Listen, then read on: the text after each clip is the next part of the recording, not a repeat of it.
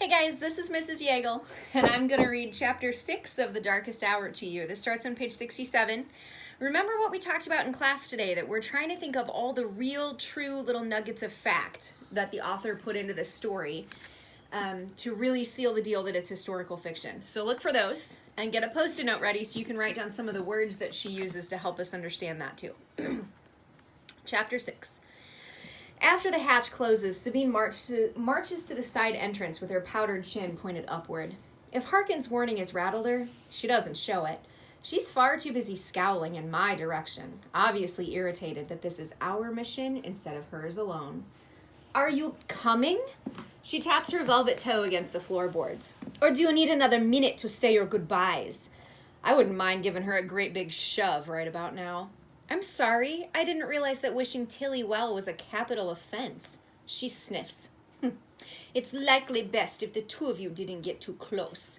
I don't remember asking for your input. Take it or leave it, but war is cruel. She whirls around to unlock the door and adds, "Why do you think Harkin keeps us all at arm's length?" I open my mouth to tell her that I know full well war is cruel, but it doesn't matter because she's already out the door. Calm and collected, I tell myself. Dealing with Sabine's sourness is a small price to pay versus desk duty, although this Dorner fellow better be worth a headache brewing at my temples.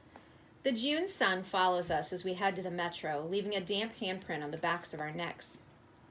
I scour the streets for any glimpse of the Nazis, but I see only a long line of Parisians queuing at a bakery. Their faces sag, and their hands clench like claws around their ration cards, which is smart because you never know when a thief might try to snatch your ticket from you. I doubt my parents would recognize the Paris that I'm standing in. My father was raised in the city, and my mother moved here when she aged out of the convent orphanage in St. Malo. She found work at a patisserie in Passy, where she'd sweep floors and wipe the glass displays that protected the famous Marie Antoinette macaroons bursting with raspberry and rose cream when you bit into them. A few times, she even got to taste them. Nowadays, you'd be lucky to come by a full cup of sugar, and even if you did, you'd have to trade your grandmother's china set for it. When our car arrives at the St. Lazare station, I expect Sabine to lose me in the crowd, but she sticks next to me like a bramble on a sock. She takes my elbow and guides me across the busy road that's filled with bicycles, many of them with suitcases balanced on the handlebars, Paris's wartime taxi service. The station bustles with a swarm of people today, including Nazis. The soldiers stop a group of passengers who've arrived in Paris and demand to search their bags for black market contraband, coal, tobacco, fresh meat. An old woman cries when they discover the eggs she's hidden in her purse. I can't blame her for that. I haven't tasted an egg in weeks. Sabine leads us to the ticket counter where we queue for over an hour with the other passengers. Some hoping to head east to Verdun, while others hoping to travel south to Vichy, home of the French government. But everyone knows that Nazis are the ones pulling the strings across the country, and Premier Pétain is nothing but a dressed-up marionette. Using our fake francs, we purchased 2 tickets for the late morning train. The earlier one has been canceled due to track work, and so Fifine and I settle on an open bench, pretending to laugh at each other's jokes and sharing a pouch of dried plums that Lorraine left for us. Not long after we're seated, Sabine dips her chin toward me. Her expression is calm as the scene on a hot day, but she whispers daggers into my ear. Over there, 5 o'clock. See him?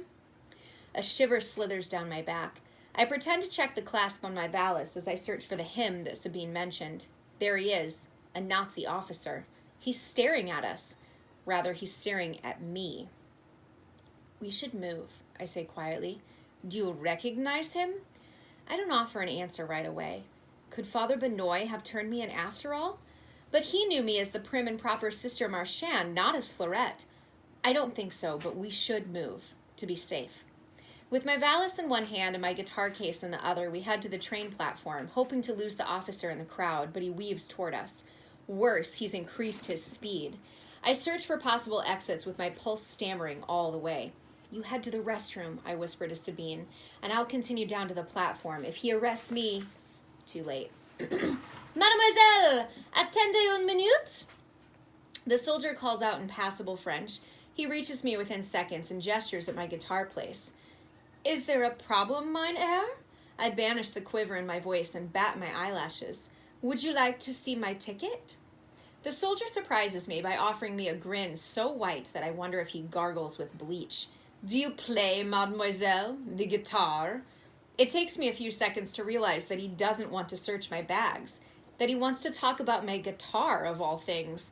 Not very well. Do you, mein Herr? Guitar is a hobby of mine. I have 3 back in Munich. He combs back his golden hair, and I have no doubt that he's a real dish back in Germany, since he has a face as handsome as Errol Flynn's, but I wish he'd leave us alone. Fortunately, our train has arrived early. It's pulling into the station as we speak. I'm afraid we have to catch our train, I say. This one here? He juts a thumb at it, and his grin widens. It's mine as well.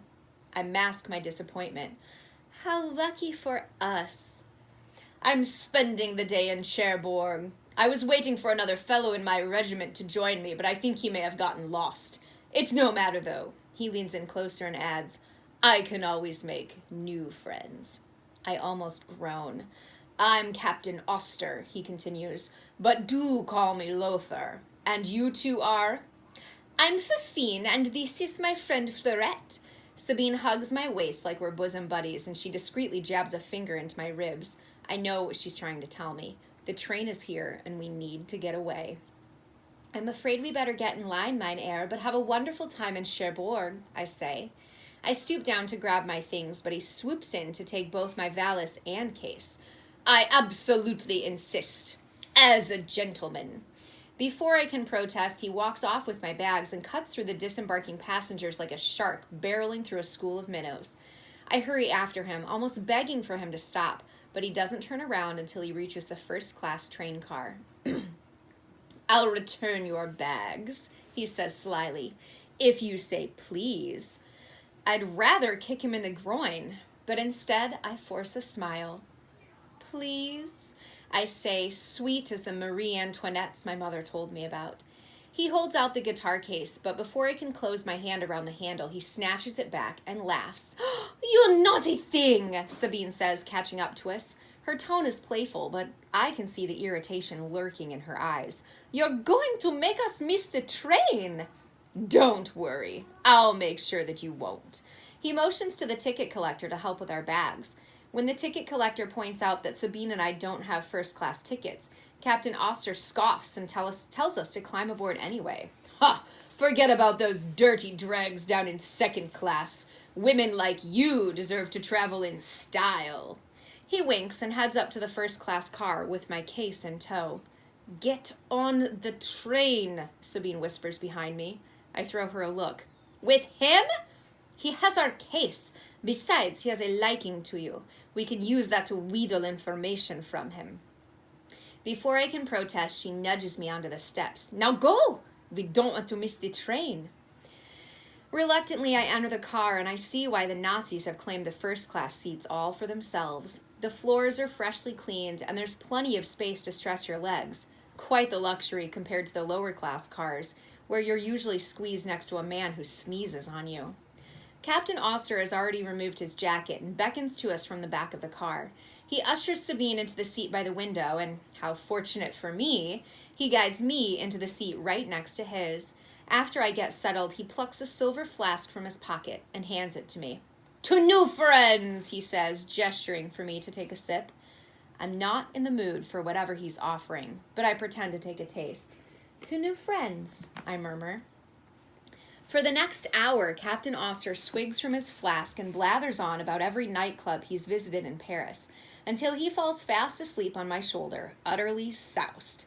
While he snores and Sabine nods off herself, I watch the train chug toward Cherbourg, relieved that I can finally shed the fake smile that I've worn since we left Paris. Soon I'm greeted by bright green fields and a ceiling of cotton candy clouds so pretty that it makes me forget about our mission for a moment, but I'm tugged back to reality when Sabine starts mumbling in her sleep. She frowns. Jean-Luc, she whispers, then again louder this time. Jean-Luc, be careful! She's muttering nonsense for now, but soon she might mention something about headquarters or our mission ahead. I nudge her foot with my shoe until she stirs. You were talking in your sleep, I tell her. Oh, she blinks hard at me, a little dazed. I see. press a finger to my lips to quiet her because I don't want to wake up Captain Auster, but it doesn't do any good. As our train pulls into the next station, he snorts awake. "Oh, where are we?" he asks with a yawn. "Nearly to Cherbourg, sleepy one," I tease. "I slept that long? Must have been the brandy." He looks ready to plop his head back onto my shoulder again, but he straightens when he sees someone behind us. "Ah, Frederick! Where have you been hiding all this time? Come, meet my new friends." Footsteps approach us, crisp and quick down the carpeted path. Lovely. Another Nazi to contend with. I look up, ready to gush about how wonderful it is to meet one of Captain Auster's colleagues, but my blood freezes when I see the man standing above me. I know him. We met just yesterday, in fact. Sweat gathers at the base of my collar. I tell myself that my eyes must be playing tricks on me, but there's no denying it. It's Lieutenant Shuster, all right. Merde. I pin a smile to my face in spite of the gymnastics my pulse is performing. The chances of this happening must be 1,000,000 to 1. I wish I could tap out a warning to Sabine in Morse code, but there's no way to reach her elbow. At least Shuster doesn't seem to recognize me. Yet. I cross my legs and let a sheath of my wig fall over my face, obscuring his view of me. "Why, how do you know my air?" Shuster hardly glances at me before focusing on Captain Auster. "I thought we'd agreed to meet in a dining car. I've been waiting there the entire time." "Oh, don't be like that. You found me now, didn't you?" Captain Auster leans back into his seat and half onto me, while he tosses Shuster the flask. "Loosen up, my friends. We finally have a day off and you're acting like Major Berlin is breathing down our necks. Enjoy the company." He tilts his head towards Sabine. "Enjoy the pretty view." Schuster's annoyed expression sweetens slightly as he takes in Sabine. To her he asks, "It's nice to meet you." "Fifine," she says, holding out her hand for Schuster to kiss, which he does gladly. "You're more than welcome to join us, but my friends and I must take a quick powder first. Won't you excuse us?" Before the boys can answer, Sabine whisks me toward the lavatory, with her hips swishing as she goes, and more than one soldier's head bobs up to stare at her. So very typical. We squish inside the cramped space, and Sabine gets to work applying a new layer of lipstick. "What's the matter with you?" she says. "You went almost white when that Schuster fellow joined us." I flush because I don't want to tell her about Schuster. I don't need her wagging a finger at me, but she needs to know the truth. "I ran into Schuster last night, on my way to meet Trevor." She utters a curse so ugly that even Harkin would blush. "He saw you?" "Not me. Sister Marchand. He stopped me while I was heading to the church." She braces her hands against the small sink and sighs. "Do you know the danger you've put us in?" "Me? This isn't my fault. How was I supposed to know he'd end up on our train?" "Hush now, we don't want the Germans overhearing us." I want to shout that she's the one hurling accusations at me, but I sew my lips shut. Sparring with Sabine won't keep us safe. It's risky enough that we're talking in here. "We have to change cars," I say. "That would look even more suspicious." "If he recognizes me, though, we're done for." "Then you better convince him that you're truly Florette and not anyone else." She huffs and unbuttons the top button of her blouse. "And I'll do what I can to distract him."